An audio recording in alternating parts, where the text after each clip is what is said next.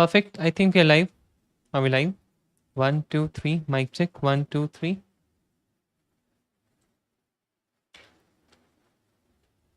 Okay. All right. Yeah, we are live. That is great.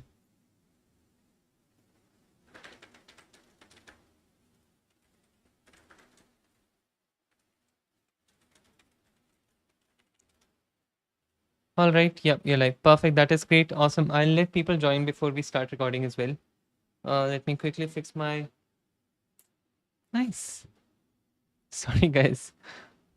I know when people don't come, I can just enjoy watching myself and be like, ta ta ta ta ta ta ta ta ta ta ta. I'm not using.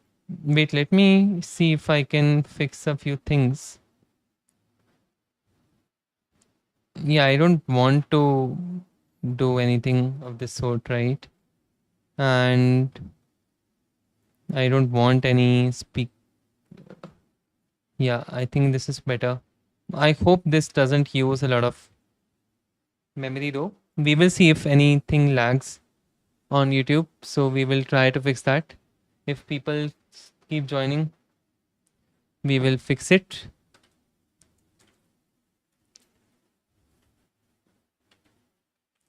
Uh, cool. I'll let everyone join. Guys, come on, come on. If you're here, you can say hi.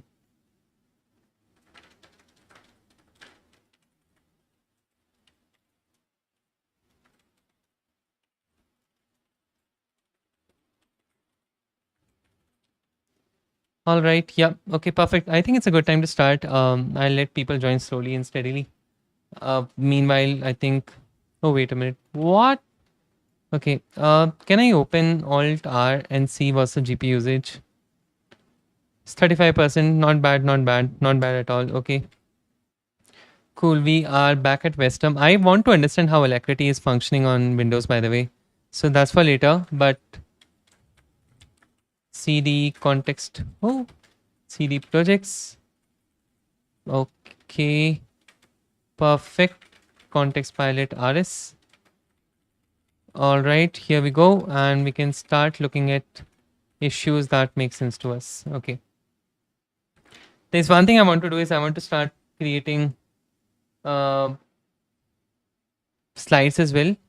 So let me open something that is relevant and let's start creating slides. Because anyways, it's going to be used for a lot of people. I mean, I already have a slide though, to be honest. Hmm. This is the slides I had, by the way, if you guys want to see. All right. Yeah, there you go. Right. This is the slides I had. Let's not waste time. We didn't have enough time. Right. And I wanted to. And there's a problem that we're facing right now. So we'll discuss about it maybe. And I'm going to start recording as well. I think this is better. I just moved myself like this. Yeah. All right. Hi, everyone. This is Kushal Shishmali and welcome to my YouTube channel. I'm streaming right now live on YouTube. You can catch me live on YouTube as well whenever you get a chance. But today we're going to talk about Context Pilot. I'm going to upload this recording on YouTube for all the viewers who are not interested in watching live streams. And I'm going to save your time and keep it here. This is going to be a stream where I'm going to talk about how we can first of all test our Context Pilot code base in Rust. Right. Let me zoom in for you all. Hope it's visible from your phone device or tablets as well. Just let me know in the comments down below if it's not. But I think it's more than enough. I think you'll be coming and saying, hey, it's too much. You should not do this much. Okay. What? They have a permission denied error. So in these cases, generally what happens is, let me quickly fix my Lua user. Actually, you know what? I need to fetch origin main and I need to merge a few changes from main as well. So please give me 1 second, guys. I'm going to do it. All right. Okay. Do I have any changes?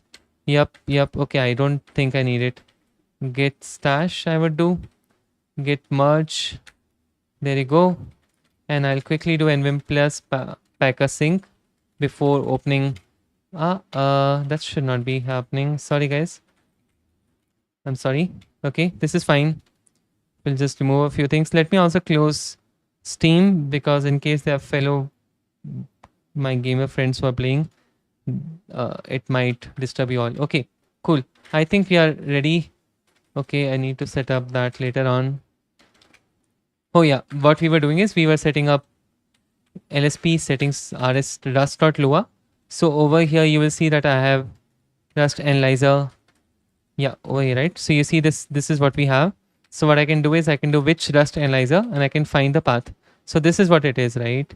So what I can do is I can just copy this and I can get rid of this, and I can just I can do this. Oh, sorry, I was just trying to be over smart with my NeoVim bindings, but I missed it. Okay, so we have pasted this now. Let's just get rid of this. This should work fine. If not, it's okay. We'll survive. And I don't want to spoil the live stream for this. Cool. Yeah, there you go. It works. See? That's how you fix things. Cool. Sorry, I was just acting. Okay. So what I'm gonna do today is actually going to, yeah, I'll just turn it off for now. Cool. So one important thing that we're going to go through is walk through the code base and try to understand where are we really, using the Git algorithm and what kind of optimizations we can do in terms of coding, in terms of algorithm, and in terms of testing as well. So we'll try to take a note of it and then go through it. Okay. So I think we have done a code walkthrough before. So we will be continuing with that. That's the whole point. Okay. So let's do that and hope you guys like it. So the very first thing that's very important is, right, so over here you see whenever you pass the args, if request type options is file, what that means is that you want the output to be file. What that means, again, I can show you guys. So if I do cargo build release, okay, the best way, as I said, is always to run things. Okay, I can do alt R. Oh, sorry, alt R is different. Cool. Yeah, what I can do is I can do dot target release context pilot. Okay, and from here all I have to do is probably just search for things. There you go. I can search this one and -t if I do file. Now what does that mean, right? So -t basically means target. So what is the target type that you want? You could either want file or you could either want author. Okay, either file or author. Sorry for the grammatical mistake. But if I hit enter, it's gonna give me the files that are relevant for this particular context pilot.rs file, sorry, db.rs file. Okay, and the project name that I'm I didn't hit enter, sorry about that. So src db.rs is the file, and you see the project name we have already passed. Generally you don't have to do it, you can do this pwd as well. You can do pwd as well, so that will also work. Okay, and -e is basically the end line number, -s is the start line number. As this, what this means is 1 to 0. Whenever -e is 0, what that means is you want to go to the end, right? Because 0 doesn't make sense, right? You can't start from 1 and 0. So if you're starting from 0 and 0 as well, you'll ideally do 0 to 1. So that's how it works. And this is not this is not something that you have to take care of. This will always be taken care by the plugin. So if you're a NeoVim plugin or VS Code plugin, this is done for you. So please don't get confused by the usage of it. That's already taken care of. Okay. Now this is very important that when you do -t file, you are getting the most relevant files. But when I do -t author, right, it will give you the author that is most relevant. Okay, that's my name. But if I probably do something else, let me. Okay, sorry, what's happening? Okay, yeah. Let's say I made a typo, right? So it just says could not pass the request type auth. Soon in the newest commit, you will always see the relevant options that you can use as well. So it's not just auth in the future. You can always use a different option as well. Okay. And all right. So what now we're going to do is we're going to go through request type options file. If request type options file matches to the args request type, what you're going to go is, first of all, we will initialize the DB, because that's something that's always required, right? You need to, this is a binary. Every time you call it, it's going to initialize a DB, right? So what it does, we can take a look for you. I'm going to walk through all the code now, okay? So what this does, initialize a DB if it doesn't exist already. That's very important. Now, the reason I'm doing this, I'll tell you why. So the structure of this code is basically that I have cat context pilot.db, which is a folder. So let's enter that folder maybe. So you see this is having a home, krshimali, . What this basically means is that you have the workspace path that you mentioned, And inside that you have these files. Okay, now it's a good time to probably take a look at them. So let's go to that file, db already. I'm gonna keep hitting tabs until I reach to this point. You're gonna wonder that why does it have this whole structure inside this single folder. I know you have that question. We're gonna come to that with a single question I will have. Okay, and you think about it while I'm gonna talk about it. What if there are two main.rs files and there are two same folder names? How will you store the db? Will you store it using relative path or will you use the absolute path? That's a question for you. Of course, you got the answer already, I'm pretty sure, but if not, I'll let you know. Anyway, so this is the mapping.json file I created. Don't try to understand the whole format of it right now. But what we have is src main.rs file. We know that 0, 1, 2 is the like other indices that we're going to consider. By the way, in the chat, we have, you don't know me. Hello, hello, hello. Thank you so much for joining here. What's up? How you doing, man? How do I call it? Like, how do I keep it on the top, guys? I wish I knew. There you go. It's gone now. Sorry. Wait. Let me just fix it. I'll just keep it on the right monitor. Whenever you type, I'll just show it to the users. Okay. So I'm good. I'm good. I'm alive. I'm doing well. Thank you so much for asking. Did it lag? Did it lag? I hope not, right? My video is not lagging, right? It lagged. I think it lagged. Yeah, it lagged. I think so. It lagged because it lagged for me. No lag. Oh, is it? Thank you so much. Thank you, guys. I'm so sorry for the viewers. I'm testing out another thing. I'll talk about it later. Okay. So what we have is src main.rs file. What this means is, okay, well, hear me out on this. Okay. So we have 0, 1, and 2. What this means, if I show you the structure, we have 0.json, 1.json, and 10, 11.json. If I show you 0.json file, it has src main.rs everywhere. So basically for each line number, for all the possible commits, I'm going to store like all the commit information, right? You can see who committed, what's the commit hash, what's the line number, what's the contextual file path. Over here, what are the files that were changed, okay? And what I do is I store it in a cache, basically. And whenever the person calls it again, I get it from the database already. It's not a cache, it's already an existing DB, so that I don't have to call it. So that's all I'm doing, okay? That's how I optimize it right now. And there are better ways to do it in the future. Yes, right now it works. Okay, and there's one very important thing I use is last use index, because I always want to know that what was the last file that was being edited. And you guys will ask, hey, what's going on? We will have a video about database sharding in the future, but this is how manually I've implemented database sharding for our JSON DB. Now you'll ask, why do we have a JSON DB and the world has moved on? For me, it's a very simple answer. I wanted to learn that why can't I use a simple JSON DB for a small project? It was a small project when I started. It was a one-day project. It ended up being a 7-month project. I'm planning it to replace with another database relevant to this particular project. That will happen another day on another live stream. Okay. Perfect. There's a really good suggestion that use CSV as a DB. We don't need fancy DBs. Yeah. I mean, yeah, why not use pandas as a data frame library and just use Python, not even Rust, right? Right. I mean, honestly, it's not wrong. Of course, there are benefits of using a very plain DB as well. Depends on the kind of work you're doing. See, I've implemented database sharding myself.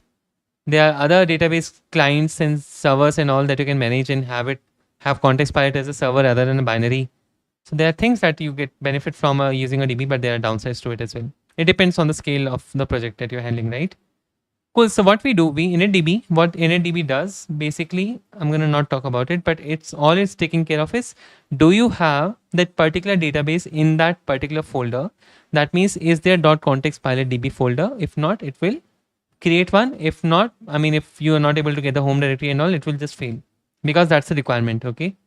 And then what do you have? Self.index equal to 0, create dir all. That's all I said, right? It will create for the given workspace, it will create the folder for you. So as you saw already, right? If I show you, so this is the whole path. So in context pilot DB, it will create these all these folders, and that's why I will create dir all. Okay, that's for the context. Cool. Okay. So after that, all we do is search for the indexed That's for later. Right now, don't worry about it. Okay, I don't want to get into DB right now. What I want to get into is the algorithm. Okay, so when you call get unique files changed, what is it trying to do? It takes the input file and it basically is giving you that all these are the unique files that were changed for the given input file from the start number and end line number. Okay, and then you have DB object that you initialize the DB for. You already get that, and you pass it as a mutable object. And then you have a config object. Okay, config object is important because in the previous video I've talked about it. You can go through it. You will find that link in the description down below. But later on, of course, not in the live session, guys. Sorry. But that's what it does, right? It takes, okay, what are the configs that you want? I'll talk about it once we go to the algorithm. Okay. There's a comment from Jay Thorat. He's calling me a really, really smart person and he's saying, thank you so much for helping me out every time. You're most welcome, Jay. Stop trolling me on live streams. So what do we have, right? So we have get unique files changed. It takes origin file path. I already talked about the algorithms. I mean, arguments. I'm not gonna spend time on that, okay? Then we have check in the DB first. And this is very important, right? Because from the start line number to the end line number, do you have the data in the database already? So what I do is very simple thing. Just read through. Imagine that this is plain English, okay? And just try to go from there, okay? Guys, in the chat, can you guys let me know if there was a lag? If there's any time, if there's a single lag happening, just let me know, okay? I'm testing it today. So yeah. All right. So what do we have? There's a lag. Jay, there was a lag. No lag. Oh, no lag. Hi, Pratik. Thank you so much for joining. Hi, sir. You don't have to call me sir. You can call me Kush. I want to learn Rust. Will you sue NVIDIA if lag happens? Bro, I interned at NVIDIA. I can't talk shit about NVIDIA. I owe them a lot of salary. No lag. Thank you so much. Samyak Patil, I'm so sorry I didn't zoom in. Which plugin are you using for NeoVim and which plugin is best for Rust Lang? Facecam lagged, not screen. Oh, Facecam lagged. Can you suggest me some resources for Rust? Okay, there are a lot of questions, guys. All right, let me pause the recording and answer those questions first. Or let's keep it on recording. It's okay. Okay, let's start with first thing, Pratik. You want to learn Rust. The best resource for Rust is Rust book itself. Please always prefer that. Don't go by any crazy YouTuber telling you anything about that this is what you should do and all. They're just trying to promote something. Always look at the book first. It's amazing. Rust book is the source of truth. It's updated as well. It's written by the people who contributed to Rust as well. I think it's the best, and that's how I started as well. But as I said, learning a language comes with its own ways to do it. You can't just be theoretically saying that, okay, now I read this, now I read this, now I read this, that's it. The way to do it is, of course, you know how to do it. Try to build something using it. If you know already a language, try to relate things, right? For example, I know Python. I know how to define a function. Okay, from here coming from Python to Rust is not difficult. I know, okay, we do define function, def function, right? Here do fn function, right? That's it. And then we have pub. All of these things by default, everything is private, by the way, immutable as well. So those are good things. Samyak, thank you so much for joining, guys. I think this is your first time in the chat. Come on, all of you who are joining for the first time, I will not force you for subscription. Just please say hi in the chat. That's all I'm asking for. Subscription is something that you should always do if you like the content. No force at all. Which plugin you're using for NeoVim? I'm using a lot of plugins, Samyak. Which specific plugin are you asking about, and which plugin is best for Rust Lang? I think I don't think there are specific plugins for Rust. There could be specific plugins for Rust debugging and all, but I mean I use LSP, which is called Rust Analyzer, which is default Rust and LSP as well. I don't know if there's a competitor for Rust Analyzer, but I use that. If you see in the bottom, there's Rust Analyzer written already, right? So that's what I'm using. But I will welcome any questions that you have in specific. Let me also share the dot files, guys. There you go. So there are the dot files for Rust. I mean for NeoVim, sorry. Use cases of Rust. Wait a minute. I'll address. I have great expertise in JavaScript, Python, and Golang. I mean, Pratik, first of all, take it slower. Never. I mean, okay. I'll trust you in that. If you think that you have great expertise in JavaScript, Python, and Golang, Coming from Golang specifically to Rust, I think it will be easier for you to understand the context. So I think you should just complete the Rust book and try to build something out of it. I'm gonna give you one hint. Okay, I'll talk about it now. Um, on a different note, how did you see Theo's video on open source contributions? I don't watch his videos, bro. I think I think those are just a lot of strong opinions, or if even if not, I am not able to catch up to those opinions because I'm trying to cut off some noise. Because a lot of people are quitting YouTube right now. You already know if you are following up news. There are a lot of people who talk shit about NeoVim. There are a lot of people who think VS Code PyCharm is good. I think I get distracted a lot. I'm not mature enough to look at opinions and ignore. So right now, given my weaknesses, I decided not to look at those videos which are very opinionated. Even if not, they're clickbait. So I don't look at them right now. But is there any specific thing that you want to talk about? Use cases of Rust, Jay. I think Rust has been a great tool for binaries, right? Like tools, for example, if you see a lot of binaries, if you want some examples, I can give you. Lazy Git, for example, that I use for my Git front end or UI, that's built in Rust, right? It's totally in Rust. What? It's in Go? What? Did they shift? It's in Go, Pratik. Damn. Huh. Man, I always thought that LazyGit was built in Rust. But then you now understand that Rust and Go are pretty specific and similar as well in terms of what they're trying to solve. That's a...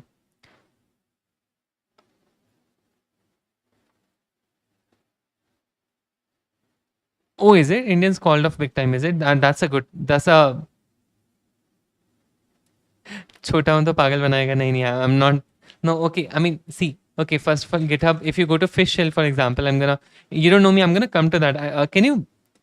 is that about the contributions about hack? I don't even remember. What was it? Hacktoberfest. Ah, sorry. That's crazy, right? Not just hack. Oh, is it? No, we should watch it together, I think. Let's. By the way, guys, so Jay, for example, Fish Shell is very popular shell. It's been ported to Rust, right? It's already 70% in Rust, right? So first of all, Rust is really good language where you want to prioritize not readability really. I think every language has in that case, Python will be like, yeah, I'm readable. But in that case, Rust, memory safe first, for sure. Community, second thing, Rust has a really good community. So whenever you're trying to build something new, see, every language has its pros and cons. Rust as a community has supported a lot of things. They're open to, not really open as a like Rust as a leadership. There are always things that will keep happening, but as a community, I think it's very welcoming. Memory safe is very important. For example, if you see Windows introduced Rust in a lot of, I don't know, they had a survey on that and they got rid of a lot of memory dump issues and all, segment faults, for example. So systems programming language is what I feel Rust is, but I'm not sure, it might be a backend language as well in the future. But to be able to be called as a backend language and to compete with Go, you need to have really good tooling support around it. For example, Kubernetes has been there. Go coroutines are really good. I know you don't know enough about these things, but in that case, I think Rust has a long path to go. Yeah, Indians got called off, not just Hacktoberfest. I'm wondering where.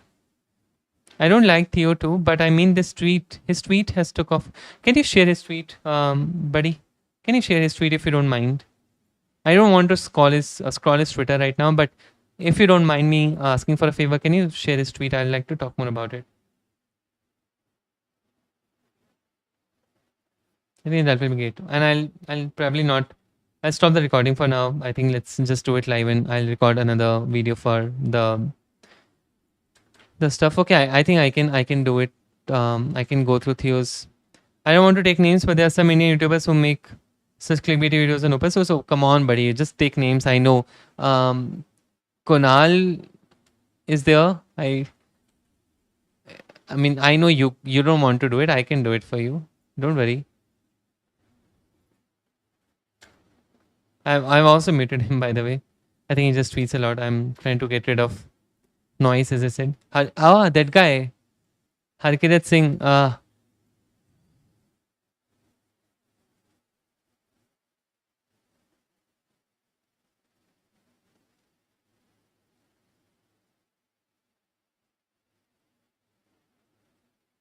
Where's the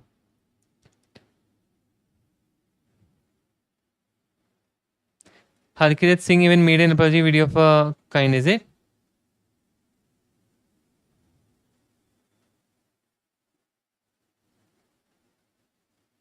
I can't find the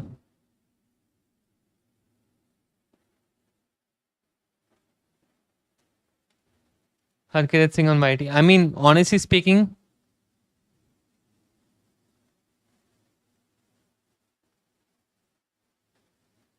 I am not able to find. I'm pretty sure he tweets a lot, which makes sense. He's popular. So the thing is, he is one of the very. When I call it opinionated, I respect this thing about him because being opinionated is important. You can't just say things and say that no, it depends on you at the end of the day.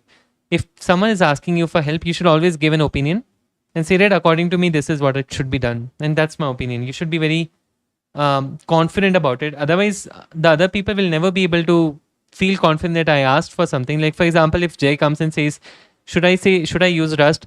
I'm like, yeah, according to me, yes. But it's really upon you. If he asks me, I'll say that, in my opinion, yes. Full stop. Yeah. I mean, that's not my answer, by the way. But I'm just saying, guys, can you don't contribute to open source?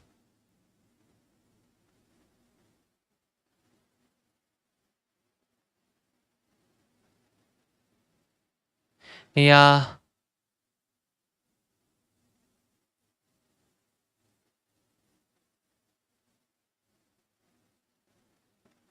What happened here?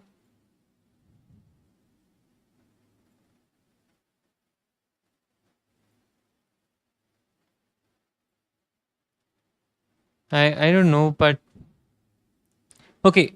You guys want to hear my take on this? All right. So my take, according to me, I mean, it's just my opinion, but it's my opinion for sure, right? And we do have a few people talk about it. So let me see. So Pratik, you were saying that actually the source is that Theo made a video about not treating open source as a playground and to actually just care about them and do meaningful contributions. Exactly. Okay. You know what? Let me hit the record button as well. I'm gonna post it on YouTube. But my take, honestly speaking, I've been contributing to open source for around 3 years now. And when I say that I've been contributing to open source, I've been contributing to some organizations, but also making sure that my projects are available for everyone to contribute. Okay. But this, as I always say, and that's a really good term to use, it's not a playground for you to just say that I uploaded all my lead code solutions on GitHub and I do it every day, and that's open source for you. Yeah. That I've been contributing to open source. And people, I'll tell you my journey. I mean, literally, I'm telling you, this happened.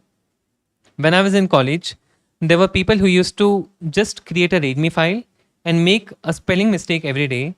And next day, they'll come up and edit that file and they'll fix that typo. And that README, of course, that is private repository. So GitHub had that private repository back in 2018 or 19. I don't remember the year. But then they'll keep doing that. They'll keep doing that, right? And of course, I was friends with them. Not friends, but I knew them, right? So this is crazy. Just to keep your GitHub chart alive, right? You do that. And that's what my problem is with some people who are, who do this, for example. I'll tell you guys, right? Let me open my GitHub for you. Right? So this thing they do, right? They show you off this thing. Yeah, so of course and this is not true, right? This doesn't mean that you're contributing to open source. What this really means is that you're working for an organization whose code base is on GitHub. So stop saying that you are contributing to open source and all. Just that your code is there, right? For example, see, 2022 I've been contributing, 2021 I've been contributing, 2020 I've been contributing, yes. But all of this doesn't really mean, see, over here you see that OpenCV, Python, Jupyter, Xi. I'm pretty sure this doesn't mean that I contributed or I created a PI. It just means that I did something with that organization. It could be a discussion, it could be an issue. So stop looking at it and saying that, this has been my year. Of course, you can share it if you did something and you feel proud about it, but stop pushing people to keep doing this thing. And no matter how much you say, but as an influencer, you get that accountability for the things you do. I have merely 1,000 subscribers, and right now what I say, it might affect 2 or 3 people out of you. If not affect, you might overthink about it when you end the stream. When I end the stream and you think about it, right? What I want to talk about is really, really also the learning that you get to open source. Okay, and it's been one thing I have an opinion, a very strong opinion on this thing. If you think that you contributed to open source and you learned something, or you're gonna keep learning by just contributing to open source and not understand computer science basics, that is not true. That is not always true. Let me correct that, okay? Because it depends. Again, in this thing that, it depends is not what I want to follow right now. I want to be very, very strict with my words, because then your opinion is not an opinion unless until you say that it's my opinion and you stay strong to yourself. So I'm going to do that. The problem over there is, in any huge organization, for example, PyTorch is huge right now. Okay, I'm going to name PyTorch because I've contributed there for 1 or 2 years at least. So I know a bit about what used to exist before. The thing is, there are things that are well documented right now. How to create a PR, how to go through the code base. There are awesome live streamers on it that have talked through the code base. Edward, for example, who has contributed to PyTorch. I mean, one of the main contributors, main maintainers of PyTorch as well, right? He live streams on Twitch. He live streams, puts his recording on YouTube as well. He has a podcast. So everybody has a starting point at least on how to navigate the code. When I started reading through the PyTorch code base back in 2017, I started writing blogs in 2018 or something as well.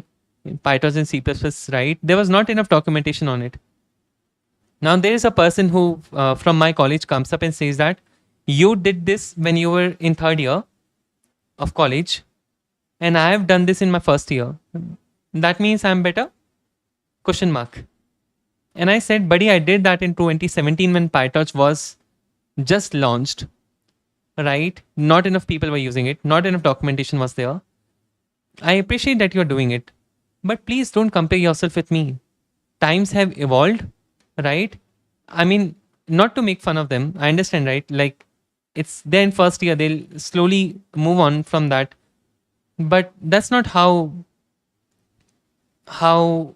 it works, right? Like, I'll give you a very small example. Yeah, I mean, that's, and I was surprised. You can't compare that with me. I'm not saying that I'm good. I'm just saying that you're comparing yourself with the wrong person. If you really want to do it, let's say if I'm good, if right now I say this to you all that, I'm the best person out there in open source or in deep learning, for example. I did some deep learning when in my college days, for example, right? And I used to feel like, am I good enough right now? And then I look at, for example, Gans, right? I forgot the main author name, but he was in his 1st year when I think he interned there or something, right? And he was one of the main co-authors of DC GAN, the main starting point, right?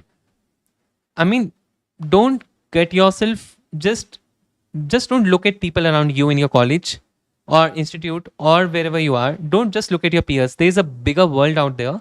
If you really, really want to compare, look at that people, okay? Set a benchmark. I would ideally say don't compare. But if you really want to do it, some get motivated by doing it. Then set really, really good examples. You can't just keep saying that, okay, you were in 3rd year, this is what you did. I'm in 3rd year, I'll just do this. And then I'm done. I'm not settled right now. I don't have the best of the jobs because I'm still learning. It's not like my company is not good or my company will not be good in the future. It's just me saying things about myself that I know that I have to grow.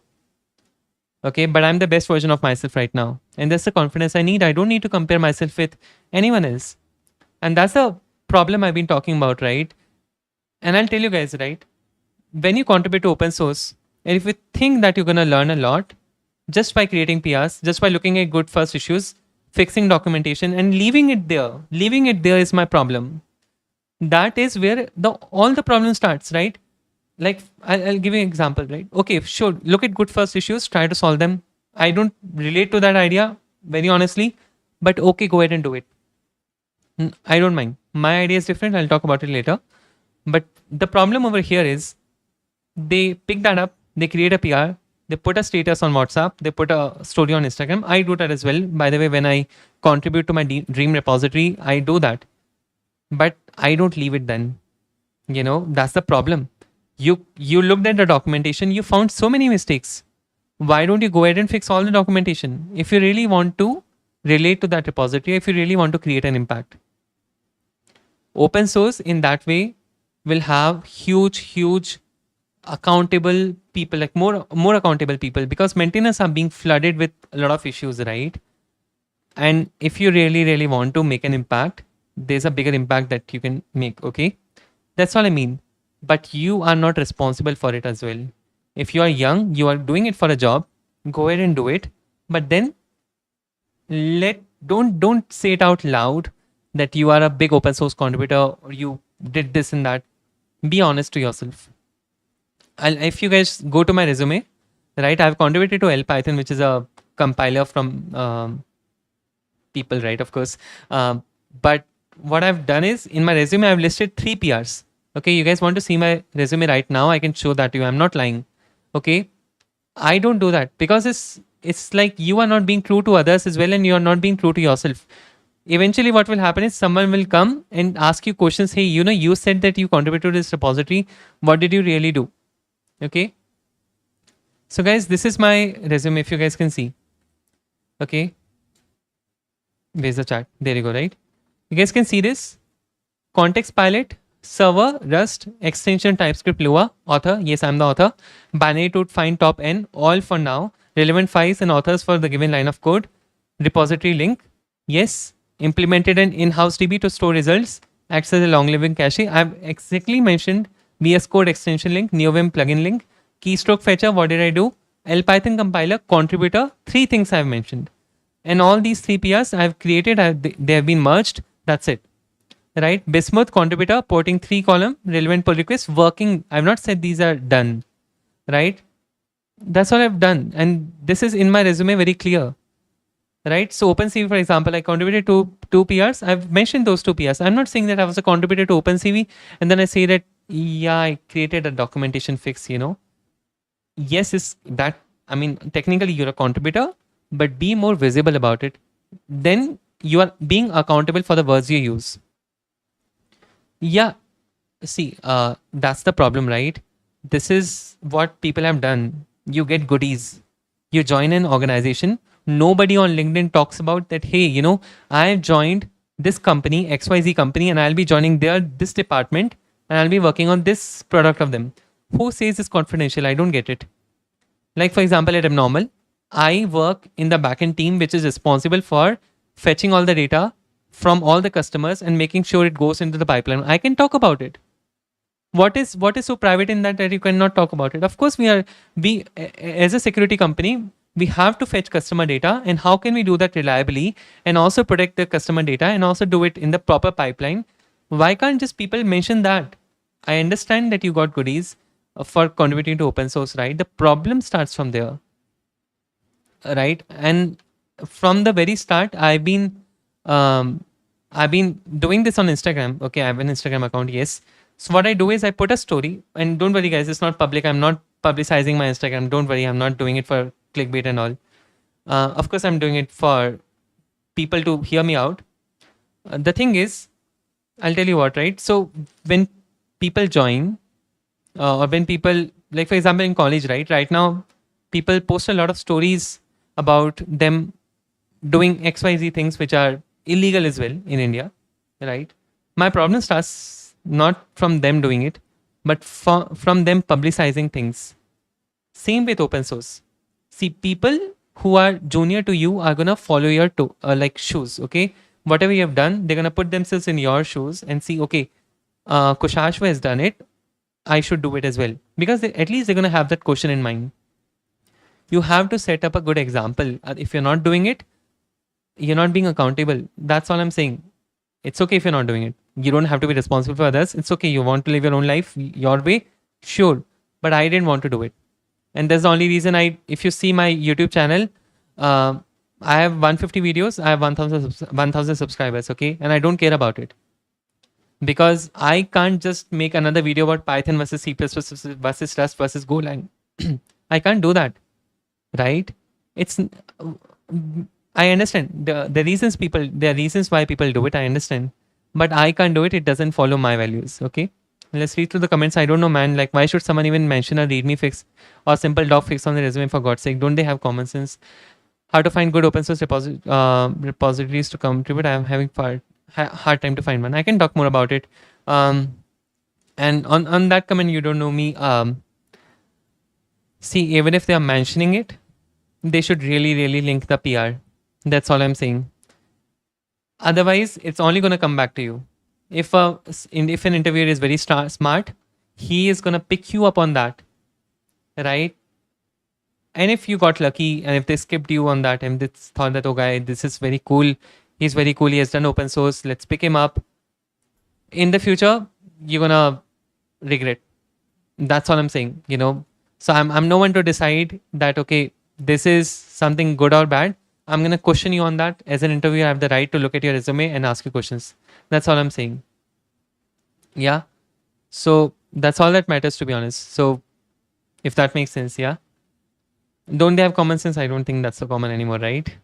How to find good open source repositories to contribute? It depends on what you're looking for, but in my opinion, I'll give you the answer. I don't want to just do that. Depends again. If you want to start off with understanding the communication part of a big open source repository, how does the whole flow work? How does the pipeline work? Look at the field that you're interested in, right? For example, if I was interested in deep learning, I would look at PyTorch, TensorFlow, or any other upcoming library in deep learning, for example, right? Because I could relate with it, right? If you're a developer, let's say for example, you mentioned that you know Golang, Python, and you are really good in JavaScript, right? So I imagine that you know about bun.js. I'm not a front end person at all. I'm half colorblind. I'm the last person to comment on front end, but I'm just saying there's a library called bun, right? So I think it's open sourced. You can take a look at it, right? I think that's a really good way, because the thing is, you're gonna use it in everyday life, so you're gonna be able to relate to it, right? And to be able to contribute on a longer run, you need to be able to be a user at least. You don't need, you would ideally want to be. That's my point, right? For example, right now I'm using Westterm. This is my terminal, everyday terminal, right? I use it. So yeah, you see, I'm trying to contribute to Westterm as well. I'm trying. I'm not contributed, guys. Don't pick me up in the comments, okay? I'm trying my best. I'm going through the code base. I'm trying to figure out what can I do. Telescope is a plugin I use in NeoVim. I have a PR open for it to fix a bug, and the video is live on YouTube. I mean, uploaded on YouTube. You guys can pick me up on that. Feel free to do that. The PR is not merged. The PR is not merged yet, right? So that's all I'm saying. So pick up the things that you can relate to. That's my suggestion. And there's no good open source repository in that sense. The choice you have to make is whether you have to choose a big organization which has a lot of governance, and some people are very strict about it as well, by the way. So for example, I'll give you an example, right? The people who don't like others to come and pick their code and change things without their consent, which makes sense because they don't want a huge user base to come and complain about a PR that got merged. Right? For example, Linux kernel, right? There are a lot of companies who push commits for their own advantage, and Linus doesn't like it. I can't comment on whether it's good or bad, how he reacts, because I'm way too junior to understand his point of view, and I don't know enough about it. But what I'm trying to say is that there are big organizations who have a lot of governance, which is good, by the way, sometimes, which is not good as well sometimes, right? And there's small repositories that are coming up, that are growing. You can be a part of it as well, where they need attention, where they need someone to come up and say that, okay, hey, can I work on some bug fixes? Yeah. So that's something that you can do. Camera lagging. I'm so sorry. I'm sorry. I'm sorry. Jaane do. Sorry, guys. It's all because of my camera. I can try fixing it. If it's better, this will work ideally. I can see what can I do about it, but I'm sorry again, guys. Let me crop a few more pixels from my. Okay, hopefully this is fine. It will never lag again. I'm done with. Yeah, it's all because of Nvidia. No, I'm not blaming live, not blaming Nvidia live. But okay. Anyways, that was my opinion about open source chaos, right? Open source is a way for you to learn, for you to grow, but it's not just that you can pick it up. It's like lead code, right? You were a 5-star coder, sure. You were this on HackerRank, you were this on these many contests you have won, but show some outcome from there as well. What was the outcome, right? How was your initial journey with open source? I can talk about it, yeah. But let me first stop this video. I've been recording this for YouTube, by the way. I'll put this on YouTube so that you guys can watch it again. Again, let me just finish it over here, guys. This is my opinion, and feel free to quote me anywhere. Feel free to abuse me, offend me. That's your right. But yes, this is my opinion, and I really don't care what others, whether others like it or not. But if you have suggestions and if you have thoughts that the way you think that this could not help me in the future and others as well, feel free to put that in the comments down below. As an honest last finishing statement, I think you should be really religious about the things that you pick up. And I would love to see the world ideally doing that. I know it's not possible for everyone to do it given their circumstances, but staying true to yourself is very important. If you do something and you're not true to yourself, you'll not feel good at the end of the day as well. That's how we all work. If we earn something and then we boast about it, go ahead and do it. That's what I'm saying.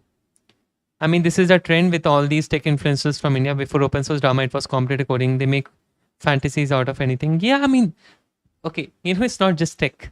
It's about getting a new bike. Oh, guys, this is, like in 2016, 2014 or 13, where I lived on the border, right? India-Pakistan border for so long. I know how people reacted to someone getting a new bike. Someone getting an Apple iPad, like AirPods, right? I know how they created a fantasy out of anything. It's not just tech. It has been there for so long, right? People have, like, I know we have materialistic mentality. I don't mind that because that's been our nature. But you can't, they have ended up not being accountable for the things they have been doing. That's all I'm saying. If someone who is in first year, he makes a mistake, I'm okay with that. Everyone is okay with that. First of all, okay with mistakes, right? But you're an influencer. People follow you. How do you go to the bed at the end of the day feeling like, oh no, I just told 1 million subscribers of mine that this is why you should use Python and not C++. Buddy, let them give it a try. Don't make a video of Python versus C++. What are you getting out of it? What are those people getting out of it? There's a data structures notes by someone, okay? Go and check out this channel, right? It's 5 pages or 10 pages, whatever pages, 50 pages, whatever. It ends at stack. That is data structures notes for you. It starts, right? Beginners data structures. Make it clear in the title itself. Or if you want to clickbait, go and accept it. Go and accept out in the public. My few videos, for example, if you see that how to efficiently read code, you might think it's a clickbait. I tried my best to put a title that people view it. It's 161 views right now. If it was clickbait, I would have reached to 10k views already. Okay. But I do clickbait when I think that it deserves, and it's not that I know that it's worth it. And my advice would be to avoid all the Bhaiya Didi influencers. Yes, for sure. Avoid all the Bhaiya Didi, even in real life, except your real sisters and brothers. That's it. Even nowadays, people who call you brother, sister, who are not really your real brother, sister, those are doubtful as well. That's how the generation is going on. I know Pratik, you have. There's one question, Pratik, you mentioned about journey. Hey, HUNG Hong. Not sure if I'm pronouncing your name right, but thank you so much for joining. Welcome, welcome, welcome. How have you been? Okay, let me stop the video for YouTube. By the way, I'll continue live streaming. Don't worry about it. But yeah, thank you so much for hearing me out on these opinions, guys. Um, I just said things how I feel, and I feel these are my opinions, and I'm putting it out on YouTube for others to um, wake for them to wake up. That's it. That's it. That's all I have to say. Thank you so much. All right, so YouTube recording is stopped. I can talk to you guys casually about it. I Pratik, I'm gonna pick that up. Maybe now we can talk about it. Just me see, because right now I'm on call for my company. Let me see if there are any issues. Because if there are any issues, I have to hop off.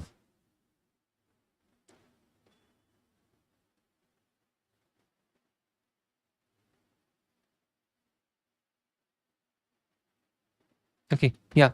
Cool, guys. All right. Can I have one request for you all? If anyone is new, consider subscribing to the channel if you like the content. If you didn't like the content, you can let me know. Is this considered moonlighting? No, on call means you're 24 hours. You have to be available to solve any incidents. So of course I have to sleep as well. I have to stream as well. I get to keep my life, and they get to keep my skills. And my company has been very understanding as well. I work around 7:30 a.m. in the morning to 3 p.m. or 4 p.m. Then I log off from my work. I don't work after that. Where do you live? I live in Bangalore right now, Pratik. And hi, Hung, by the way. You guys can, you don't just have to say hi. You can say what's up. And guys, if anyone is new, please consider subscribing and liking the video as well. I think it lets me know that you all are liking the content. Why am I seeing Windows? I had a problem with Endeavor OS here. I had a problem from that. So it broke my Bluetooth. So I had to. And you know, honestly speaking, even like, I don't know, there's something with voice quality. Things are better right now.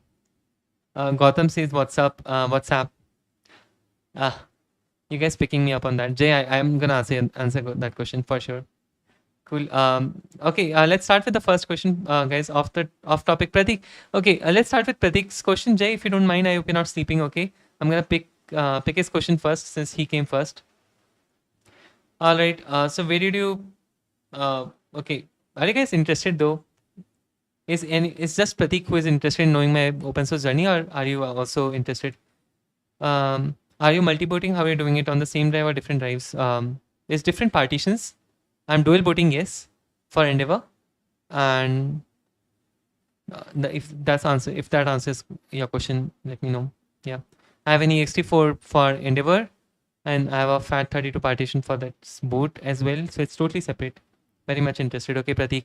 So both Pratiks, one is Pratik and the other is Pratik. Both Pratik and Pratik are interested. So I'm gonna talk about that question. All right, guys. So hear me on that. Yeah, fine. Okay, perfect. So the question is, how's your right? Yeah. So the question, how's your initial journey with open source? Would love to know. All right. The journey, it started from 2016.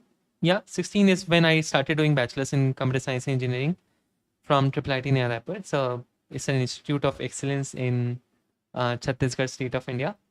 Our director calls it Institute of Excellence. Otherwise, we generally call it college, but he likes to call it Institute of Excellence. But anyway, so my journey started when I started looking at the code base.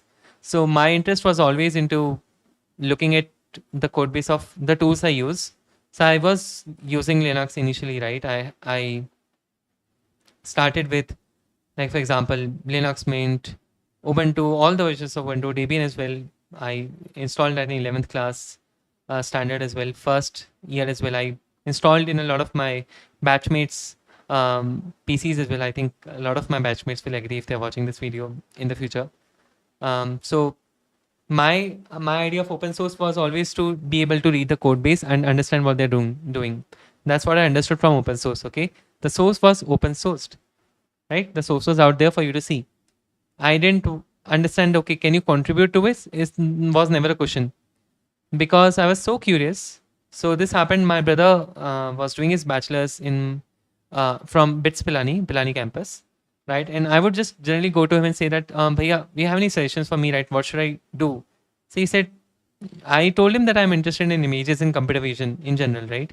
And a lot of Indian things come from your peers or family, right? My family is full of engineers. Father is an electrical engineer, brother is mechanical. Right now is in deep learning and all. My grandfather was civil engineer, right? My mother's side, the most like doctors and scientists. So the blood has always been engineering, right? That you want to know how things work. So I was always interested in images because whenever I look at something, I get an idea that this could be a project, right? So when you're walking around in the even in the college premises, right, you will think that okay, there's this waste being there. Like for example, when you're riding, like when you're driving, for example, you'll see all the potholes and all, right? So you can imagine that how can these are all images at the end of the day, right? How can you leverage those images and build something out of it? Was always my curiosity. So I started off with a very basic thing. I started off using OpenCV based on my brother's suggestion. And when Bhaiya suggested me that, I looked at OpenCV and I started creating some random, really, really good animations out of it. So I used to take up images. I can show you those images. I'm opening Facebook right now. Facebook used to exist at that time. It still exists, but I don't think people use it enough right now, at least in my peers. But I can show you those images. So I used OpenCV to edit those images, and I used to feel really, really good about it. That I added some thresholding to it, just binary thresholding, nothing too fancy about it, right? And I felt really good. And then I started realizing that I want to, like, let me show you. So this was one of the things that I built, right? It was Independence Day, right? Yeah, family members use Facebook a lot. I'm not from Kota. I didn't do any coaching, by the way. I don't think coaching is really a good idea. So I'm not. My brother didn't do coaching as well, by the way. So you see, so I applied a lot of filters on my college photo, and I overlapped another image on the top of it. I wrote Happy Independence Day, and then I applied another edge. What do you call it? I forgot the term as well. But edge detection algorithm, yes, like So these things I used to enjoy. Some kind of blurring as well. Now people in my college started to enjoy this as well. Like they were like, oh, no, nice. And I was in first year. If you see, this is 15 August 2016. I joined in July, so it was 1 year after I joined the college. So 1 year, not 1 month. Sorry about that. So that's how I started with the open source journey. And when people think that open source journey is all about contributing, no, it's about using as well. It's about being able to understand what's the motto behind it and then try to relate with it. And at the end of the day, then you try to contribute. Yeah, I mean, face detection is also there. I've done that as well. So I used to do it like, then I ended up creating. So this thing is very interesting. You guys can see this. It was 24th July. So this is what I did. So I picked up an image, and what I did was I kept applying some blurring to it. Keep on blurring. Like I applied blurring with, so their kernel sizes, right? You can have 1, 3, 5, 7 and all.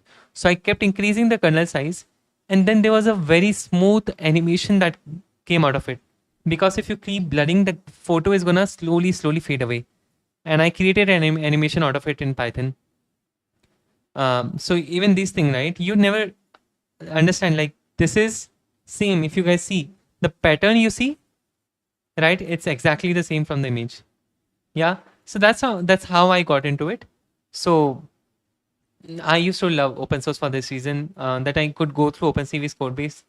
But then I was introduced that OpenCV was written in C++, not in Python, but I was using in Python. I'm like, oh, it's not Python. The code base is not Python at all. It was totally C++. I'm like, okay. Then I started realizing that, okay, there are Python bindings. So started working on that. There, but there was an internship that I did, which was related to computer vision as well. And there I was working for face landmark and all, face landmark detection. That's when I realized that there was a bug. Wait, where's where chat? Yeah, I can show you the first PR I made. I mean, I probably created many PRs before, but the first relevant PR where I could say that, okay, yeah, I contributed to OpenCV was this one. So in OpenCV contrib, if you guys see and look for your very own PR Shimali, I think you'll see 3 PRs. One of them, this is by the way not merged, so I will not quote it. So this was important. It's a very simple PR. Okay, I'm going to talk about it. So additive condition whether faces are detected or not will help in to keep program running for some images. If I am right used along with I am show, it may produce error for no face around found aborting in function fit bad argument. Okay, I mean I removed the trailing white space and rebased to 3.4 branch. Looks good to me. Thank you for contribution. That was May 21. That's my around second year initial starting, right? And over here you see when it was trying to apply the facial landmark detection, if there were no faces found, it would fail, right? But all I wanted is if check if faces detected or not helps in proper execution handling when writing images to directories. I think this was for when you're trying to save images and all. So otherwise, see out faces not detected, and it's not a good idea to put faces see out here. But this is a sample, okay? So this is a sample code that people can use. So samples is fine. In examples, you can put see out. So don't blame me on that. So that's all I did, and that got merged. So I just pinged them that is there any error that's failing and all. They were very responsive, right? And I got this merged. Okay, great is not the best response I should have given. Still learning, but yeah. Then I ended up creating this PR, which was now you guys say, oh my god, 10,599 lines, and there's where people do the clickbait, right? That I contributed 10,000 lines to OpenCV, but the truth is 10,000 lines out of these were the model code that is auto generated. Okay, so stop being very expecting like, yeah, this is 9,424 lines already. Okay, so the model is 9,424 lines, but everything else of course is a lot of documentation and code. It's probably around 1,000 lines for sure, the code. It's not like iron code, but it's not just me who coded this. Okay, there was a guy, Clunet P, and it's the most beautiful journey of mine with this PR. It's always special to me, and the reason it is special is because I was working on this and there was a guy who pinged me. So I created this feature request that I want to work on this, and Clunet, who was already working on a module for image quality module, and he said, I would love to see this as a part. How can I help? So he said he can be of assistance. He will help me out. And we connected over email. Okay. And we talked for a month or so. Okay. We have around 150 email threads. Minimum I'm talking about. And what he used to do was, I was in my second year, so I didn't know enough, to be honest, right? But what did he do? He used to collect some to-dos for me over the night, like my night. And he used to share that, okay, here is what I think that you should do. Initial model was already prepared, okay? Like initial working thing was already there in my GitHub repository, okay? So what did he do? He used to create those to-dos and he said that, okay, you can start picking those up and let me know if you have any questions. And the surprising thing was, it wasn't just that I was testing on Linux, okay? And on Linux, it was working. And he would come next day, I would see my email, and he would be saying that there was a bug on Windows, and he has fixed it. I'm like, okay, Windows, maybe compilers are different. Then he comes, sorry about that. Then he comes and says that 32-bit systems, 64-bit systems, testing is complete. I'm like, what? Like, the code is different. Then he would test on microcontrollers as well, right? Arduino, OpenCV has to work everywhere, right? Then he started writing test cases for that. That's where I understood the part when you contribute to a big repository where people are using it for on so many legacy systems as well, it has to work. Yeah. You can't just say that I tested on one system. So that's how it all like got me into open source. I was so amazed just by the scale of things that we were testing. You guys don't trust me, I know. I can show you. So we used to write these test cases, right? And he generated those. I don't take any of the credit for this test case specifically. He's still a genius. Okay, I've expressed my gratitude to him for so many times. Okay, and I still do that. I'm doing it in front of you all. Okay, so yeah, I think I learned a lot. That's it. That's all I have to say. So that's because of some very kind people, you learn a lot, and that's how open source is very beautiful. Or any corporate world is also beautiful, by the way. If you think you can't learn in corporate world, you're wrong. Corporate world teaches you the most important thing: a job is a job. Full stop. It's not your life. Yeah. So that's how I started contributing to open source, and then I went to NTU Singapore for my internship. And in NTU Singapore, I was working on computer vision, some research work. But I wrote a model. Okay, it was working fine. But there were some PhD people who actually, like towards the end of my internship, they were doing some presentation. Okay, and they had this thing. I'll tell you, it's very. It reminds me of them. They said that okay, now we have optimized it further. Accuracy isn't down by much, but it's really performing well now. I'm like, what did you do with my model? It was my model. Why did you touch it and not tell me, right? I was so sensitive about it, but then I understood they had TensorRT at that time, right? So they optimized, of course, with you know, how do you get rid of some layers that are not useful, in the model itself and all. So quantization, there are so many things in it. I don't know enough.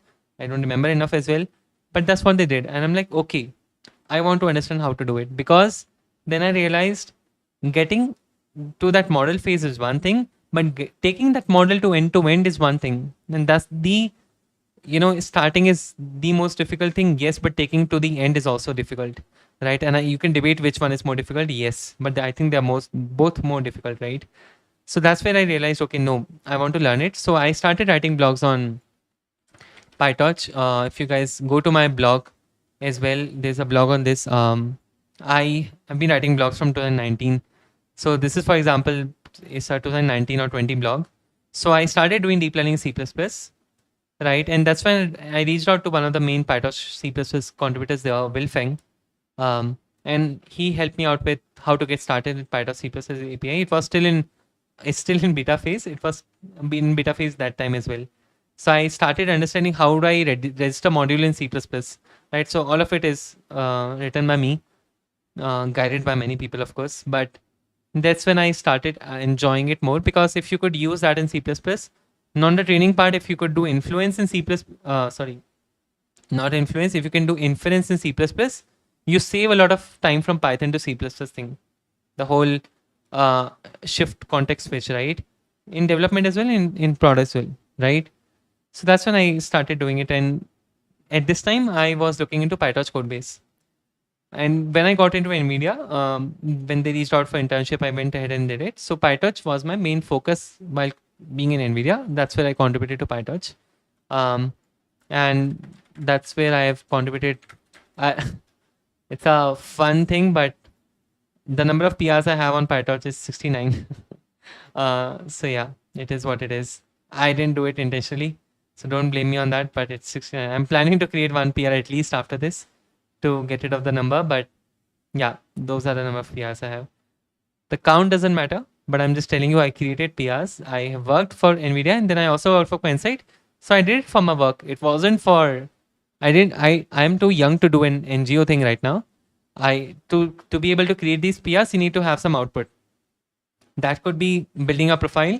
That could be doing it for your own belief, or that could be financial advantage. For me, it was both. For building my profile and also for financial advantage, because I was doing it while being in a company.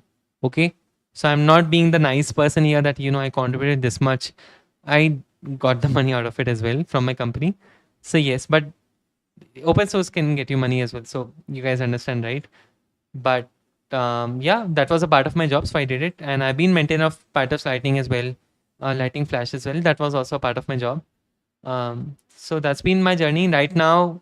To me, the journey right now looks like you are interested in something, you pick it up, you look at how it works, you try to get something out of it. You understand. Yeah, you don't have to create a PR. You don't have to do something XYZ. if you are interested, reach out to people on the repositories and say, how can I contribute? But don't do that every, I don't know if you can see that in every issue right now. A lot of PyTorch good first issues as well. Not sure about PyTorch, but many other repositories. There are many people from our from our country. Say, can I pick it up? Can I pick it up? I picked it up. I picked it up. After 2 months, they're gone. Right? Have that accountability to say that, hey, I'm sorry, I'm got busy, or it's not in my hands anymore. I'm sorry, I can't work on it. Please don't do it for t-shirt, just for t-shirt. It's a motivation for you. Sure, go ahead and do it. There should be better motivations as well. It can't be just a single one. That's it. Yeah, so that wasn't my motivation as well. I've never taken part in Oktoberfest. For the record, you can check out the DB if they have. Definitely not Jason DB, yeah, like me. Cool. So that was my journey. Again, very, very, very grateful to my brother who got me into this. Vishwesh Ravi Shrimali Bhaiya. Thank you so much. I'm forever grateful to him. And the other people as well who helped me out. If you guys want to know about this, there's a WhatsApp Kush podcast on Spotify. Shameless plug. You can give it a watch. You can just, I mean, I'll not waste your time. Just go to this, my journey to open source during graduation, feed PyTorch and OpenCV. You guys can take a look, and I mean, it's just 15 minutes, so you guys can enjoy that as well. And that's just me talking about my journey. Thank you so much for the question, by the way. Fixed typo merge ASAP everyone organization. President of India, Donald Trump. Yeah, yeah. Well, you think already Trump will become the president of United States in November? Cool. Thank you so much for the question, by the way. I hope you guys enjoyed the talk. Sorry for such a long uh, philosophical talk. Sorry about that. This was some real talk. Thank you so much. Thank you. Thank you for hearing me out. Um, all right, and we had one more question, guys. I'm so sorry. Then I'll go sleep because this guy over here wakes up at 6:30 a.m. in the morning and leaves for office at 7:30 max. So I don't know how I'm surviving. I didn't have dinner as well. Huh. Are you multi-booting? Oh, that's a question I have already answered. Off the topic question, why did you switch from DL to backend? Swaraj, hey, hi Swaraj. Thank you so much for joining. I believe you're the one from my college. Are you the Swaraj that we know? Finally, someone from my college attended my live stream, guys. That's an achievement. Out of 600 people in my college, at least one joined. Grateful. Thank you so much for joining, by the way. If you're the Swaraj from my college, if you're not, I'm so sorry. You're the one. Okay. Jay, are you here, by the way? Jay, you had a question. I can quickly answer that. If you're not here, we can take that up in the next stream. By the way, guys, I'm planning for an AMA this 26th of January on Republic Day. I hope you guys will not mind to come up. So please, I'll schedule a stream tomorrow only for around this time, 9:30 p.m. or something. So I hope you guys will be there to ask me any questions you have. I think let's do it. Again, I'm not the best person to answer, but I think there are a lot of people in the chat who will love to answer as well. So I think that will be nice. And Swaraj, thank you so much for joining again. I particularly appreciate those people who joined from my college. It feels good. It feels good. I mean, I appreciate all of you. It's not like there is just a bias I have. Any questions? Yes. How many exes I have? How many girlfriends I have? Right now, I have many girlfriends. I have 3 monitors, 1, 2, 3, and I have 2 laptops with me. 5 girlfriends I have. And how many exes I have? Yes, I can answer that question very well. I had 1 laptop with me. It's at home right now. So you can ask any questions, but I'll trick the answers my way. We can talk about anything. Honestly, it's not a tech channel. I think I'm learning, and I would love to ask you guys some questions as well and know your opinions, because touch grass, yeah. Touch grass, brother. Is that something that's Jay is here. Okay, Jay is here. All right, guys. One more question to answer. I thought Jay was not here. Touch graphs means get off the internet and go outside. Ouch. But don't do that. Swaraj knows about me, but I think those are all just rumors, by the way. Yeah. No, I go outside. I go play. I just came back from a gym class, by the way. Yesterday I did a dance fitness class. Before that, Yeah, I mean, I do it all. I just like people. I just like letting people think that I'm boring. It keeps me away from people who are not of my kind. That's a trick. That's a trick. You follow it, it will work for you. Cool. Now is the time to take Jay's question because this guy is has been on my channel for so long and he deserves an answer. Let me get top is I can still sorry. Sorry, let me fix it. No. Yeah. Okay. Much better. All right. I was just joking. I know you're the most social person. Oh, you. No, I'm not. Now that is a joke. That is a joke. Okay. I'm not the most social person. People know about me. I'm very. I can go to a pub and I can dance. I will not drink. I will not do anything else. I'll just dance and come back. It will take me 15 minutes. I'll come back. That's me. That's the social person of me. I like dancing. I'll go and dance. You guys do whatever you want. I'm not looking at you. I'm coming back. That's me. Yeah. Cool. Anyways, all right. Time for Jay's question, guys.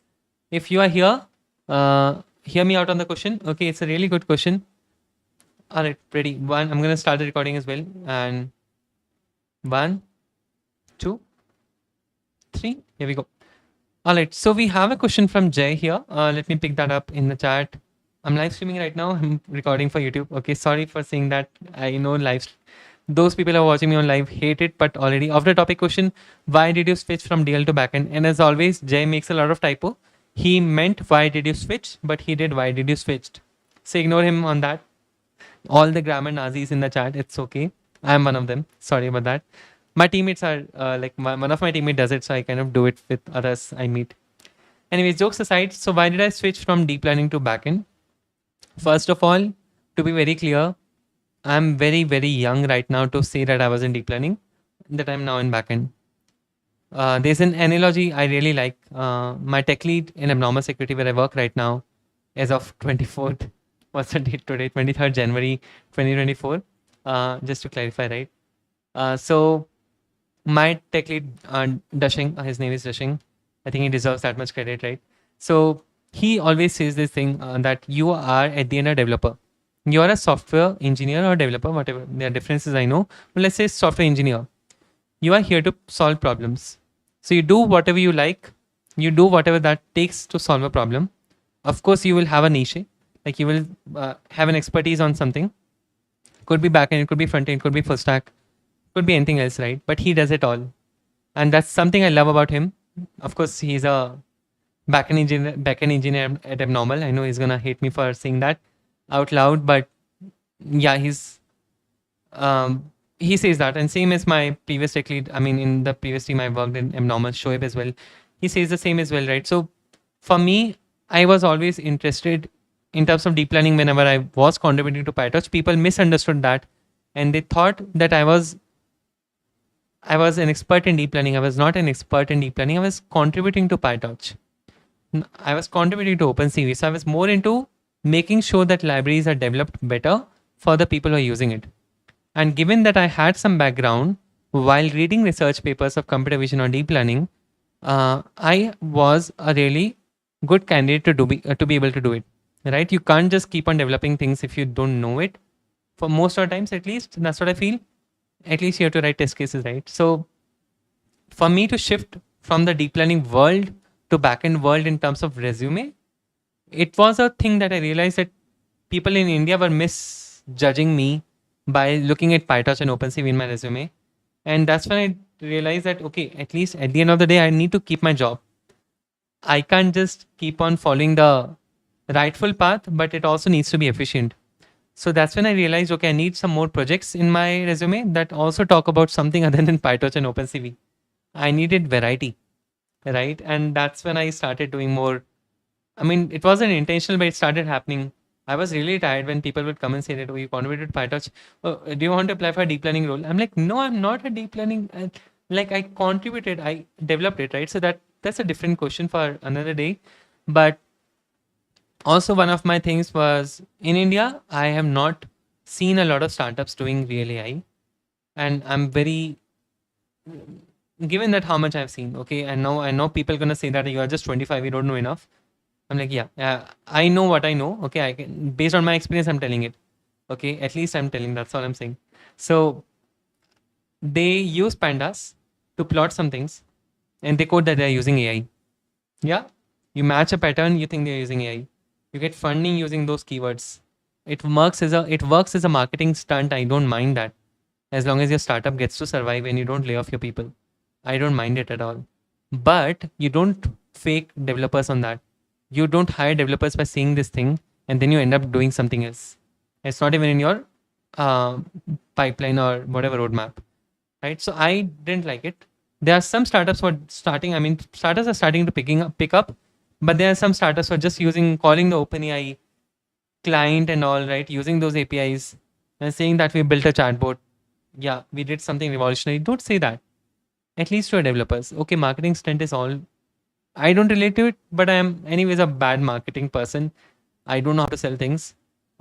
It's okay, but within your team, you should be transparent. And guys, you haven't learned anything else in AI. Okay, this is you calling those APIs. If you want to learn something, go and read the research papers on how is this working on. Okay, so that was also one thing that I realized.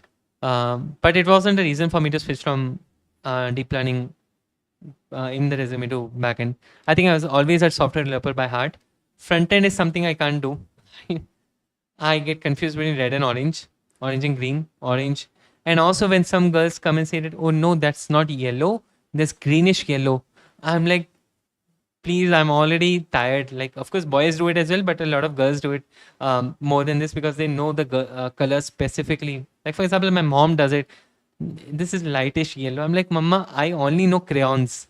You know, yellow, red, orange, the colors that you gave me while I was in the school. I only know those. And my father relates to it. Yeah, he's okay. He's not colorblind. But she's like, no, this is not orange. This is not green. So it's very funny. So I kind of knew that I don't get enough ideas on how things should look like. You look at my YouTube thumbnails and you say that this guy is not a designer at least. Uh, yeah, I mean that's true. That what you're talking about, that was cool. Yes, I agree. Banger art. Yes, I agree. I love it as well. Thank you so much, Pratik, for saying that. Yeah, but I think just the fact that what sells out in the market is not something I can understand. And I have to be very honest with people who are hiring me, right? I can't just fake them, hey, yeah, I can do front end. Yes, sure, hire me. After that, sales are down and then they fire me. This can't happen. So I was very clear that, if you're going to ask me to design things, system design, yes, I'm going to look forward to do that. Maybe I'm not the best, but I'll do it. Yes, I'll do it. Front end, you'll ask me, forget about your product, okay? You ask me to build something, you'll see what color combination is it. I won't even want to read the color combination. You look at my YouTube thumbnails, you'll say this. Like one of my friends did say that, buddy, your YouTube thumbnails are trash. I'm like, yeah. Why tell me this? I design my YouTube thumbnails. I take a lot of time. It took me 1 hour to design one of the thumbnails. So yeah, if a backend engineer designs thumbnails, you know what's gonna happen. He's gonna stick to 1,000 subscribers. Yeah. But that was my reason for switching from deep learning in resume to backend as a person. I think there's a lot of potential for me to, as I said, performance was always the key thing that I wanted to focus on. How can I scale up? How can this be faster? How can this be optimized? Why can't this happen in milliseconds? Why can't this happen in microseconds? From 1 second to milliseconds to microseconds is what I wanted to take. And if you're reaching to nanoseconds, probably your metric is wrong or you're not selling enough. Right, just kidding. But yeah, not really kidding. It's kind of true. Depends on the metric you're talking about. Cool. That was a reason, Jay. Hope I answered your question. Thank you so much for asking the question. Thank you so much for staying around. And thank you so much for whoever was listening this on the YouTube channel later on. As a ending note, guys, can you ask them to subscribe? Can you all just say that subscribe in the chat? But no push at all. This is a channel. I don't aim to ask for subscribers right now. But if you like the content, let me know in the comments down below. Hit the subscribe button if you like the content. Don't forget to hit the red bell icon. I don't know if it's red. Whatever color it is. If you want to stay updated with the notifications. Thank you so much. I'm going to stop the recording now. I'm going to talk to the live people because that's I have to do. If you think recording videos is easy, you're wrong. I just had a lag day. Thank God I stopped subscribe. Thank God I stopped recording, buddy. Please don't subscribe to this guy. Yeah. Don't subscribe to this channel, but subscribe to my thoughts. What a line. You guys have to clap for this. What is this? Yeah, मुझे emojis नहीं समझ में आता. I told you I'm not a front end person. Write it down. I'm a back end person. Yeah.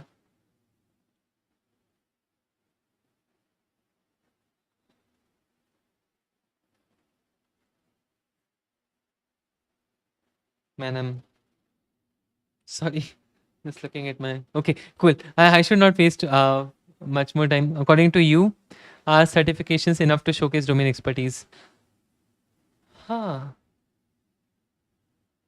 All right, that's a good question to ask. All right, I think I'm. So, guys, there's one more question in the channel. According to you, are certifications enough to showcase domain expertise? It's from Swaraj. Anyone in the chat who wants to answer this question, please feel free to do it. I think there are people who might have better opinions on this. Based on my thoughts, I think certifications do hold a lot of strength in your resume for getting shortlisted. Given the Indian market, the way it works, especially if you're coming from a non-computer science background. I'm taking computer science right now because that's what I do right now. I don't know biology at all, right? So the thing is, if you're coming from a non-computer science background, maybe from IT, maybe from electronics and communication engineering, mechanical and all, you need to have some basic courses that you have done in computer science to be able to say that, hey, my basics are clear, right? You need to have that. It's good for you on a longer run as well, right? Like my brother has done so many courses, for example, right? For him to be able to say that he's into computer vision, he has done a lot of courses. I think that really helps you, but depends on the courses you're talking about. If you go on Udemy and keep on clicking those things and say generate certificate, it might help you get shortlisted still, because there's some keywords that HRs use, right? Or they will look at you and they might shortlist you, but that's not a thing I'll suggest. But they are not enough. They help you, but they are not enough. You always need some practical things that you have done. Like as Jay said, right? It, according to you, to him, as a fresh, it holds a lot of value, yes, but it's not enough. You need to showcase something that you have built that has reached the user.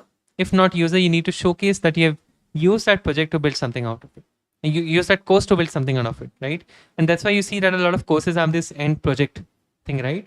That build this project out of whatever you've learned through this course, right? Yes. So it's, as I said, you can get shortlisted just by courses as well. People get into Google and Microsoft.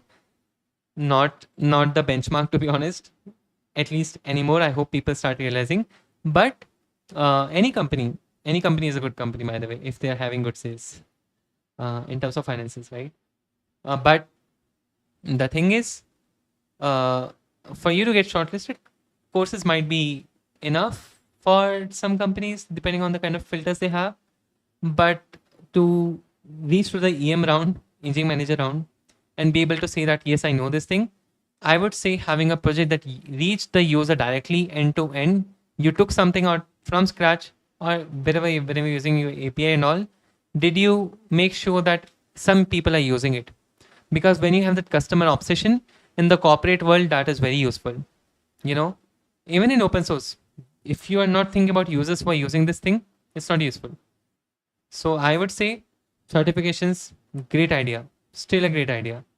I'm not advertising you faking the certificates, but people do it, they still get shortlisted. So if I have to be honest, in corporate world, unfortunately, even faking certificates, people do that. I will never ever do it. I'll never ask you to do it as well. But certifications help. Better certifications help you. So please choose certifications, like for example, Google Developer Expert. I don't know. There's some certification on GCP, AWS. I never did any of it. I'm the last person to do courses. I don't understand courses. I mean, I can't watch videos because half of the time I'm streaming. It's very difficult for me to watch videos except one show I like. And Jay knows. Please don't say it out loud. People will unsubscribe. Okay. So that's it. Do projects that reach to the users. Make them open source. Let people look at your code. if possible, and that's gonna put some more confidence in them for you. Yeah. Hope that answers your question. If anyone has, don't fall for clickbait courses, please. 50. Yeah, yeah, yeah. Don't do that. Don't do that. Yes. Thank you so much. Thank you so much for saying it that out loud. 5 hours Django expertise. Don't do it for an expertise. You might get Django knowledge about it, but don't fall for it. Don't fall for it at all. That's it. That's a really, really good suggestion. You don't know me. You should start putting out your username in public so that people can know who you are. Swaraj says, so both related projects and certificates from good credibility. That's a really good way to put it, bro. You summarized my 5 minutes of video in one line. That's very rude. But yeah, um, related projects, yes. And don't do like many projects, right? Having relevant projects is good. And also don't end up doing one project for 1 year, because understand how much time do you have, right? See, you can always follow some ethics you have. But as I always say, in India, there's a system that you have to follow. Ideally, having a 1 year long project and making it big is amazing, but you need to have a job. Those people who are getting to do it, either they have the luxury to do it or they have the courage to do it. They've taken that risk. I will not suggest everyone to take that risk. Build smaller things. Smaller doesn't mean that they don't have to reach the users. Divide a huge project into pipelines. Start uh, start showing it to users. Start bringing it to life more often. Like for example, context pilot, that was this still going on 7 months, right? But the very first day I had a demo ready. I had a plugin ready. I had a VS Code plugin ready. I had a NeoVim plugin ready. I had a backend server ready. It was working. It was built at Abnormal Hackathon. Okay, like we had a hackathon at Abnormal, and I built it there. 1 day to 7 months, it's there. But I knew that I want to build something that people can see and say, "Oh, it's working." Yeah, that's my analogy. Hope it helps you out. Hi Shivam, thank you so much for joining. Hello, what's up? Cool. Thank you for asking the question, by the way. Hope it helped you out. And I appreciate you guys being here, by the way. I don't even know the time. My time is broken on Windows. Oh, it's 11 o'clock. Ah, nice. Okay. I need to go and sleep, guys. I have to wake up early tomorrow, of course. Any questions you have now? Let's do a Q&A on 26th January, guys. Are you all going to join, please? Will you join? 26th January, Republic Day. Will tree sitter broken as well? What? Who broke tree sitter? You're talking about NeoVim extension, right? NVim tree sitter. Is there any problem with wind on dual booted? Vine. Same for me, always broken. Vine bol raha hai ye. He always does typo. NeoVim extension, he's broken. What happened? Very much helpful question. It's better to text you here. Catch up soon. Yes, yes, yes. Please always text on YouTube whenever I'm live. Every time I update NeoVim plugins, I pray to God.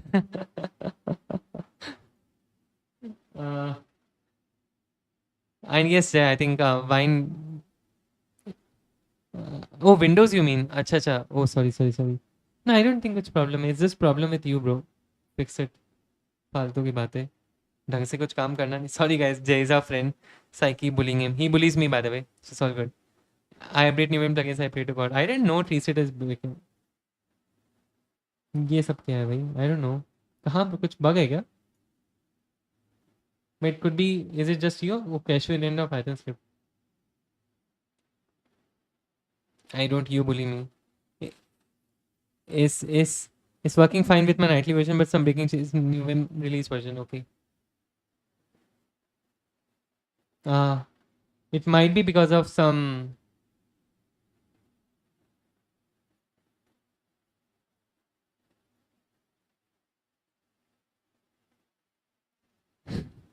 Sometimes these people write like this, so it sounds very rude. But they're actually trying to help you out. It's not like they're rude. But I mean, we Indians are so used to saying, "Hey, sorry to disturb. Are you? Is it okay time to talk?" Right? And they're like, "Yeah, yeah, yeah. Don't do it. Take it care. I will take care of yourself." For example, zero illness, right? They do that. Hi Ankit, thank you so much for joining. Hello, what's up? What's up? And I don't bully you, bro, Jay. We have recorded streams for last 3 years. Okay, we can go and check it out. So stop calling me out publicly. Don't do that. Hi Ankit, how are you doing?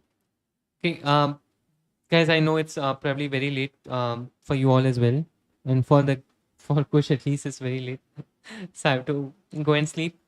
Thank you so much for joining. Okay, Vimdoc parser has some issue a while back. It used to throw those red errors whenever I open docs. Saw a lot of people having the same issue, and everyone fixed it by. That's the thing with Linux and NeoVim people. If things break and they ask you to please reinstall, they'll do it. Like Nvidia, there's a bug that happened in Arch Linux, right? They released a new version, and I think I was using Arc Vanilla Arc at that time, and they updated. So at that time, this dual boot or something was not working with Nvidia, and they said the only fix right now is to reinstall. Later on, they came up with some other fix after 5-6 days, but I couldn't wait. So I'm like, yeah, sure, I'll reinstall.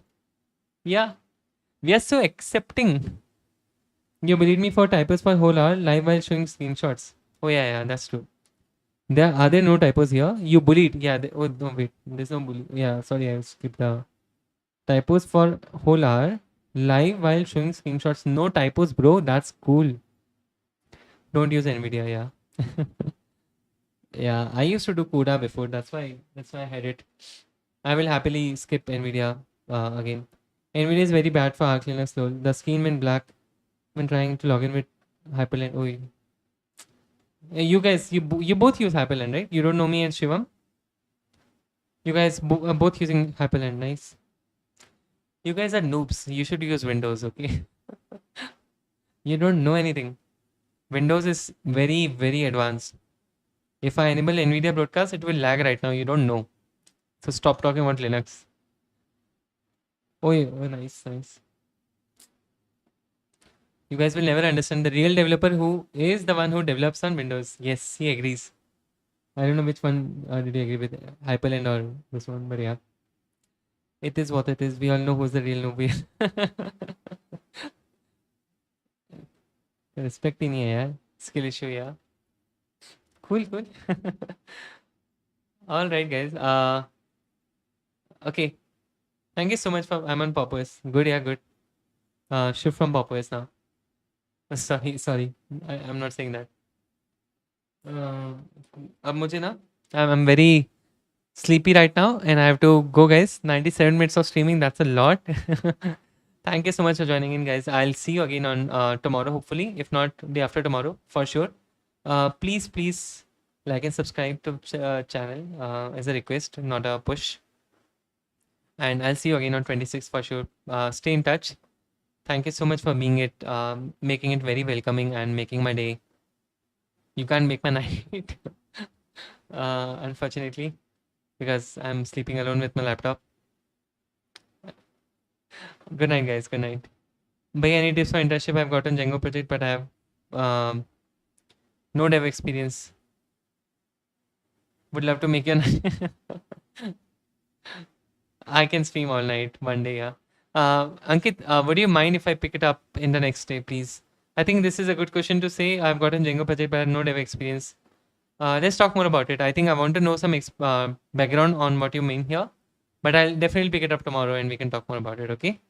I don't want to skip the question, importance of the question, and just answer in one word, but I would love to know what Django project you're mentioning and like what details are there, and we can pick it up then, okay?